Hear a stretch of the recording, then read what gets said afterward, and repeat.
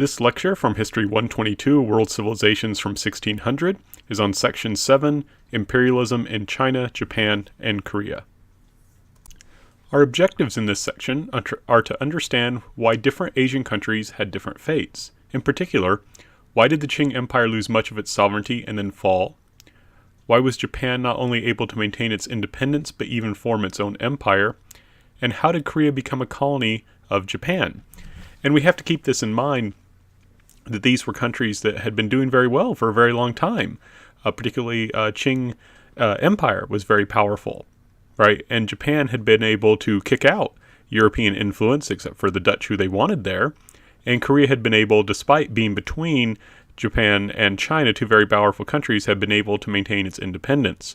So what happened and why? That's a lot of what we'll be looking at here.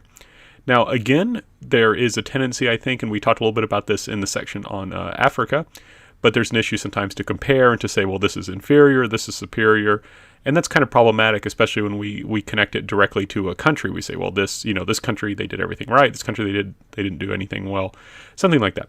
And my hope is that we can again understand how historical contingency shaped the possible actions that people were able to take, right? Again, we're going to find that sometimes people just didn't have a lot of options because of the situation they were in. And in particular, what we'll see, and I think, again, this goes to historical contingency, sometimes things work too well. So well, in fact, that it's difficult to change them when the times change. So we'll start off with the Qing Empire, focusing particularly on the Chinese part of that empire. Remember, the Qing Empire is bigger than China. It includes China. China is probably the most important part of it, but it's only a part of it. But we're going to focus, when we talk about the Qing, I will sometimes use that interchangeably, but the real focus here is on China, which is ruled by the Qing dynasty. And you'll remember that there is this ethnic difference between the Manchus, who actually rule the dynasty, and the Chinese Han population, who make up the vast majority of people in China. I think one way to kind of understand the problems that China, the Qing Empire, is going to face is divided up into these three.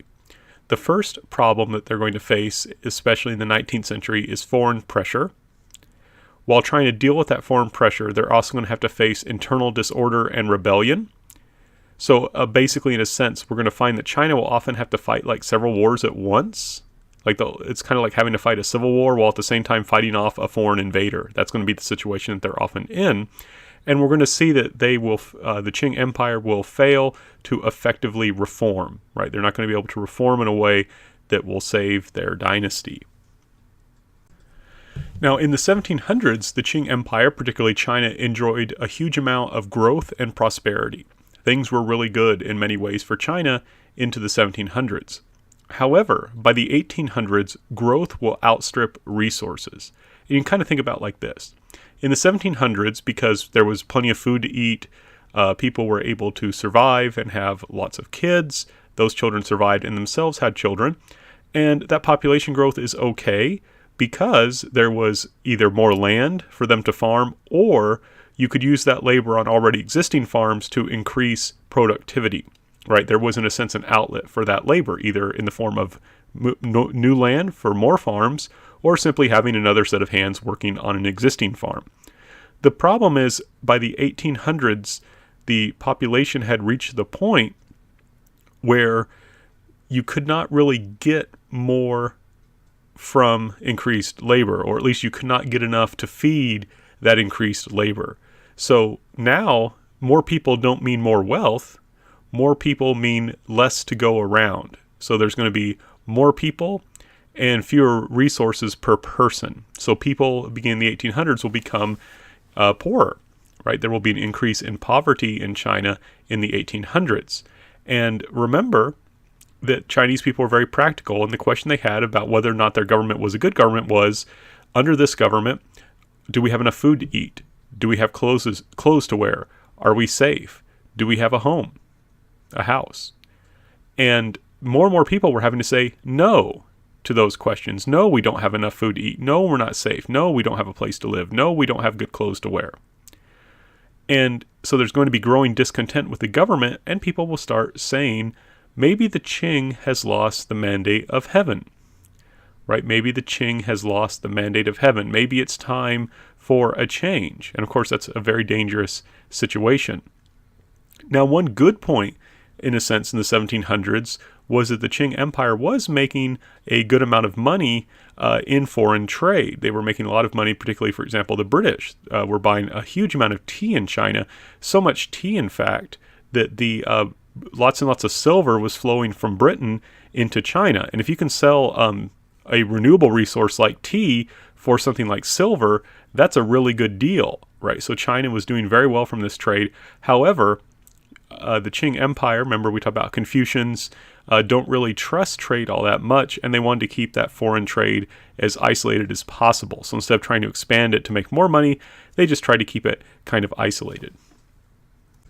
So there is a kind of disagreement here. The British, who are followers of Adam Smith, want free trade, so want more trade with the Qing. They think trade is a good thing, that trade will make everyone wealthier. They would also like to figure out a way to balance the trade. They don't like the idea of having this big trade deficit with China where they're having to use silver to buy tea. However, there's a couple problems. So the Qing, as I kind of mentioned previously, are not really interested in that much trade. They kind of put up with trade because they're afraid that if they don't, then that will just lead the merchants to become pirates. And that's kind of a traditional Chinese strategy, let people trade because otherwise they'll become pirates, and that actually is true. So the Qing don't really want to trade. They don't really see it as a good thing. They see it as maybe bringing in instability and harmful ideas. And they also don't really want a whole lot of what the British are selling. Remember, in the late 18th century into the early 19th century, there's just not a whole lot that the British are manufacturing that the Chinese are interested in. So the British are going to basically try and solve this problem by selling opium. They're going to turn to selling drugs in order to deal with these problems. What will happen is the British will take opium from their colony in India and make that available to Chinese smugglers, or sometimes they will smuggle it themselves. In fact, Americans and other nationalities will also get on this, but basically you're going to have a lot of people selling drugs in China. And this is really complex because, and this sounds like issues that we may be having today, because the Chinese recognized opium as a medicine, and it is a very useful medicine. And so the problem was it was kind of tricky to tell the difference between medicinal opium and opium that was meant for, I guess you would say, recreational use, or illegal opium, we could say. So the British did not feel that unjustified selling it, because they're like, well, we're just making it available. Whatever people want to do with it, that's up to them. In any case, you now have lots and lots of opium pouring into China, and this is going to create new problems. The trade imbalance will shift. So now, instead of the British spending silver to buy Chinese tea, the Chinese will be spending silver to buy British drugs. And opium is complex because people could use it recreationally and it wouldn't cause much harm. Like, it became common, especially among upper class people, that if someone came over to visit you, you would have a couple puffs of opium to kind of relax, and then you would chat, and no one actually would get addicted this way. They would just have, smoke opium twice a month or something, and it wouldn't really impact their lives. On the other hand, you had people who were opium fiends who were just strung out on this stuff all the time. And that's kind of a problem, especially a lot of the people who got addicted to opium were government officials and soldiers, and that's not good for your government when people are addicted to drugs. Imagine trying to go to the post office or trying to go to the courthouse and trying to transact business, and you can't transact business because the government official or clerk is high. Similarly, opium makes you feel relaxed and kind of calm, and that's not really good for soldiers, right? Soldiers should be aggressive and ready to take action. So this creates a lot of problems. In addition, this is also just a challenge to Chinese sovereignty. You've got foreigners, in a sense, bringing in drugs, breaking or at least helping Chinese to break the law, and there's not a whole lot that you can do about it. Eventually what will happen is the Chinese in the late 1830s will get sick of this. The Chinese government, curiously, actually has an argument about whether or not they should just legalize opium. So again, similar to arguments we have in the United States, but they decide to go on the route of trying to destroy the drug. So they will destroy the opium that the British have been bringing in. They will also destroy other people's opium as well, and this will lead to war, right? The British will actually declare war on China over this issue because they see, from the Chinese perspective, that China is simply enforcing its law. From the British perspective, that law doesn't make sense. People want opium. Opium is a medicine. It is legal as a medicine. So, and the British are highly dependent on trade, and they also, bluntly speaking, don't want that trade deficit to come back on them again. They want to be able to continue selling opium, so they're not spending silver on tea. So we're now going to have war. And there's several things that are very interesting about this war. The primary one, of course, is that the British win this war, and this is really shocking when you think about it. The Britain, again, is a small island. Islands, if we consider Northern Ireland. Of course, there's lots of minor islands, but in any case, Britain is an island nation, not terribly large. Certainly, there's a lot more people in China than Britain. China's economy was larger than Britain.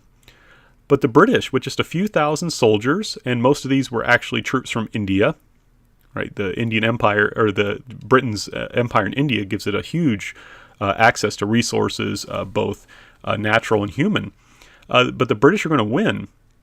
And not only do they win this war, they just totally walk over the Chinese. The Chinese do not win a single major battle, right? It's kind of interesting today in Chinese history. There's a big deal made because the British are defeated in one battle, but this was just a tiny skirmish. Every major battle the British won very easily. And what's particularly striking is what you see here. This steamship, the Nemesis, that's the ship on the left. The British had a couple steamships, and these just destroyed Chinese Navy after Chinese Navy. Like, they just rolled over these Chinese navies without any difficulties. And this itself is pretty astounding. But what's especially important about these steamships armed with modern cannon was that they were able to steam up rivers, right? So they could actually go from the ocean into Chinese rivers. Now you may say, well, what's the big deal about that? Well, most major cities are built along rivers. So the British could just go around and threaten to destroy Chinese cities. And the Chinese just were not able to deal with this. So it's just astounding that just a few thousand British troops armed with modern muskets, they're not armed with rifles even, armed with just modern muskets and armed with a couple steamships, are able to humble this extraordinarily powerful Qing Empire. All thanks to the scientific and industrial revolutions. And we're not even yet to the second industrial revolution, right? We're still in the first one. So that means that Britain will only get more powerful over time. So to end the war, the Chinese and the British, the Qing Empire and the British, will sign the Treaty of Nanjing. In this treaty, China is forced to give up territory. It gives up just a very little piece of territory called Hong Kong. It's now part of China again, but this the British wanted as a kind of naval base and as a center for their trade. And this will become very quickly one of the most wealthiest parts of China under British rule. The Chinese are also forced to pay the British an indemnity. You maybe are not familiar with this word, but an indemnity is money you have to pay when you lose a war. When you lose a war really badly, you basically have to pay off the enemy so that they will leave you alone. So the Chinese had to pay a huge amount of money to the British.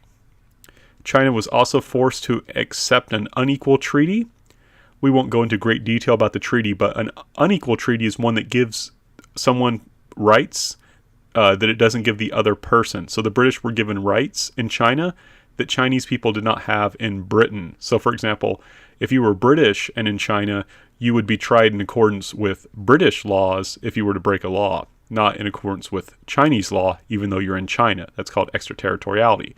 However, if a Chinese person were to go to Britain, they would still be under British law. So that's an example of something that's not equal, right? British people are tried according to British law wherever they are, but Chinese in Britain have to follow British law. In addition, the Chinese are forced to open more treaty ports. Before this, there was only one port where foreigners, where Europeans, Americans were allowed to trade. That is, at the time it was called Canton. It's now called Guangdong. It's in the far south of China. Now additional ports were open, so there would be more areas where people, where Europeans and Americans could trade. And finally, missionaries are going to be allowed into China. China had, it's a long story of why this happens, but China had banned missionaries from coming into the country. Now missionaries are allowed in the treaty ports, and in particular, American Protestant missionaries will become very important in the treaty ports. Strangely, the treaty says nothing about opium. So the Americans, British, and other people will still bring in opium and sell it. I should point out, though, increasingly Chinese will grow their own opium, and over time, domestic opium will overtake foreign opium in terms of consumption. Now, one thing I want to point out before we continue is that it wasn't simply the fact that the British had this advanced technology that allowed them to win, right? It's not only that. There was also a lack of Chinese nationalism, right? Many Chinese people just did not see this as something that concerned them, right? Remember we talked earlier about the difference between subjects and citizens. Citizens are supposed to actively work on behalf of their country, on behalf of their nation state, because they know that what happens to it affects them, right? If you're part of a powerful country, that helps you. If you're part of a weak country, that hurts you. Subjects, on the other hand, remember, they are people who are basically just expected to obey the law, pay their taxes, and they're not too concerned with government.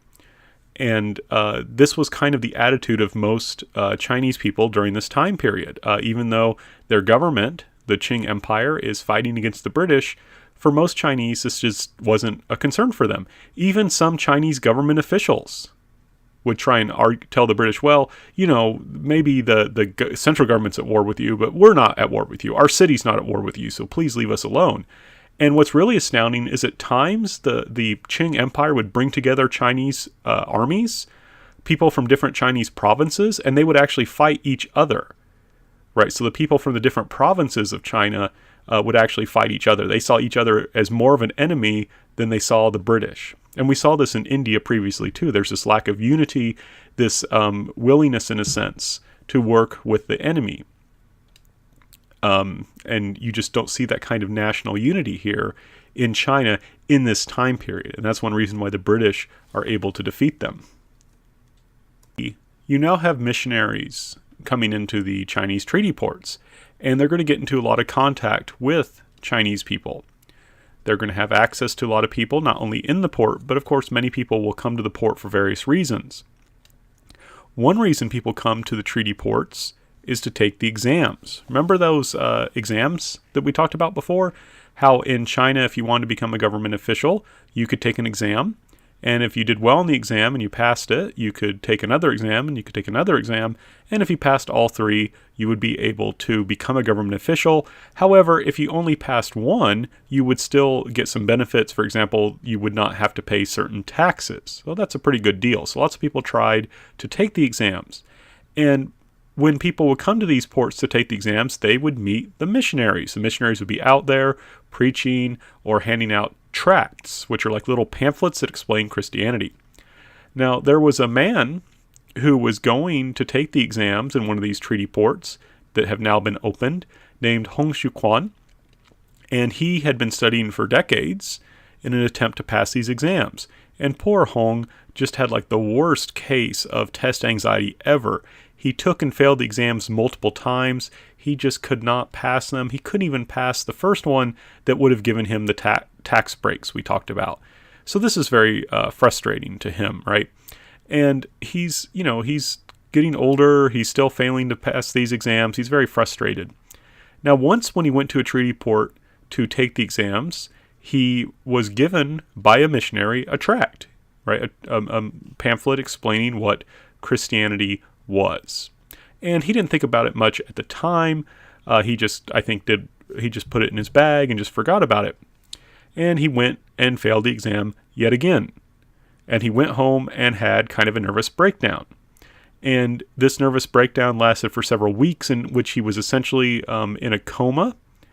And he had a series of dreams, hallucinations, visions, whatever you want to call them. Now, I have in the past attempted to draw these for my students, and I always failed, and they laughed at me. And my son, David, also laughed at me when I showed him what I tried to draw, and he said, I can do better. So the image on the right is my son's David's rendition of what these visions looked like. So in Hong Xiuquan's visions, he saw an old man, right? That's the guy in the beard with the beard on the left. And the old man was yelling at Confucius. And Confucius is down there in the right saying, no, and was expressing his displeasure with Confucius. He did not like Confucius. Not pictured was a younger man, younger than the old man, but older than Hong. And that man was identified as Hong's older brother and the son of the man with the beard. Right, so we've got several people here. We've got the old man with the beard. He's pictured on the left, holding a sword. There's his first son, not pictured here. And then there's Hong, who understands that first son to be his older brother. And then there's Confucius, who the old man is yelling at. And in addition, during this vision, the old man gives a sword to Hong and tells him, you are to use this to kill demons, right? You're to use this to kill demons. My son had been reading Garfield, and that's why he has the joke about killing telemarketers. But in the dream, vision, hallucination, whatever you want to call it, he was being told to kill demons. So Hong Xiuquan was ready to just kind of dismiss all this as a hallucination, just to say, okay, this was just a really weird dream. I don't know what was going on here, whatever. However, Hong's cousin had read the tract that had been given to him by the missionary explaining what Christianity was. And he told Hong about that and said, you need to read this tract. And Hong read it. And then he reinterpreted this vision, dream, hallucination, whatever you want to call it. He reinterpreted it. And he said, aha, the old man who gave me the sword and told me to kill demons, that was God the Father. And he was criticizing Confucius because Confucius has led us away from God. Confucius is bad. We should not like Confucius. He's bad. He's distracted us from God. This God the Father who had lectured to me and given me this sword. And it's not surprising that Hong would be happy that Confucius is a bad guy, since Hong kept failing the exams about Confucianism. And then the other man, the Son of God, well, that must have been Jesus. But remember, Hong was told that that was his older brother and that he had the same father. So that meant that Hong Xiuquan was himself another son of God. Hong Xiuquan must be the younger brother of Jesus Christ, another son of God. Right? So in a sense, what's happened here is Hong has fallen under the influence of Christianity, but has made it a kind of Chinese Christianity, right? Christians, typically believe that God only had one son, Jesus Christ. But Hong has become convinced through this contact with Christian ideas that there is that he is another son of God, that he's the younger brother of Jesus Christ, and he's been called by God to attack Confucianism and demons. And he will become convinced that the demons he's supposed to kill with the sword God gave him are the Manchus. So just to step back for a second, do you remember how I talked about how one reason why the Chinese stopped Zheng He's voyages was their fear of foreign influence and how it could lead to instability? Yeah. Foreign influence can lead to instability, as we can see right here, right? This guy becomes convinced that the government, that Confucianism is really wrong, in part through his contact with foreign ideas, and he's going to use that idea to launch a massive rebellion. And because things are so bad in the Qing Empire right now, where there's a lot of people who don't have enough food to eat, who are questioning the Qing's mandate of heaven, and suddenly this guy shows up and says, oh ho, I'm supposed to lead you on a rebellion, God wills it. So a lot of people will follow him. And this rebellion will be extraordinarily successful. Notice the years. And I'm not too strict on you remembering the exact years, but I do want you to know how long this lasted. 1850 to 1864. That's a really, really, really, really long rebellion. This rebellion successfully captured the old capital of Nanjing and killed about 20 million Chinese people. Right? Killed about 20 million Chinese people. And to give you a sense of how devastating that is, we often talk about how World War I killed a lot of people. It killed about 9 million soldiers and 6 million civilians among several different countries. This killed 20 million Chinese. So this was serious. What makes it even more serious was this rebellion essentially solved nothing. If the rebellion would have been quick and would have brought Hong into power, and if he would have been a good emperor who would have strengthened the empire and helped them deal with the rising Western influence, that would have been great from the perspective of China. If the rebellion would have been put down right away and thereby showed that the Qing were still powerful and vigorous, that would have been great. However, they get the worst of both worlds. The rebellion lasts a long time before it is put down and kills a huge number of people and solves nothing. If anything, it just weakens China without bringing together a new power that could hopefully make things better. In fact, the rebellion is so serious and Qing Empire is so weak that they actually have to rely on foreign troops, especially British and French troops, to help put this thing down. Right? That's how weak the Qing has become, that they, in order to maintain power, in order to put down a rebellion, they need foreign assistance. So this is a very serious problem, right? The Qing Empire, which had once been so powerful, is now barely able to contain even this rebellion.